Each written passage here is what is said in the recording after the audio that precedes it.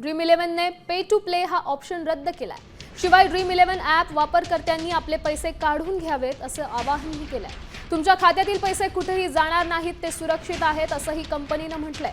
Online गेमिंगमुळे लोकांचं आर्थिक नुकसान होत असल्याचं सांगत केंद्र सरकारनं ऑनलाईन गेमिंगवर बंदी आणली आहे।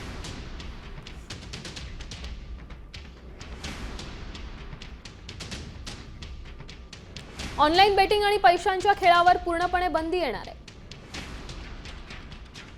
विधेयकात आणखी काय आहे तर लोकांच्या चुकीच्या सवयी आणि आर्थिक नुकसानीपासून वाचवण्यासाठी हा कायदा करण्यात आलाय आणि याचा परिणाम क्रिकेट इंडस्ट्रीवर देखील होणार आहे।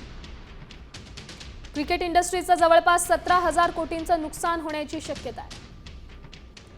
3 वर्षांची शिक्षा 1 कोटींपर्यंत दंडांची तरतूद आहे।